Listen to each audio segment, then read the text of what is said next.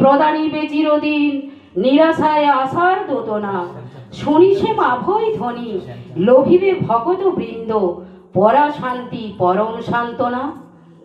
জয় গুরু। 7 নম্বর, বৎস তোমাদের আধ্যাত্ম জীবনের ভার আমি স্বেচ্ছায় গ্রহণ করিয়াছি। যদি বিন্দুমাত্র আমার প্রতি বিশ্বাস থাকে তবে তোমাদের চিন্তা কি? তোমরা আধ্যাত্মিক কোনো কাজকর্ম না করিয়া হেসে খেলে বেড়াইলেও আমি নিয়ত তোমাদের মঙ্গল কামনা করিব এবং তোমরাও আমার সমান গতি লাভ করিবে। ভয় কি বৎস, সময়ে সব পাইবে। 8 নম্বর, তোমরা একত্রে প্রেমের সংসার স্থাপন করো, আমাকে মূলে প্রতিষ্ঠা করিয়া আমার সংসারেই কাজ করো। যেন মনে থাকে প্রত্যেক কার্য ঠাকুরের জন্য অনুষ্ঠিত হইতেছে।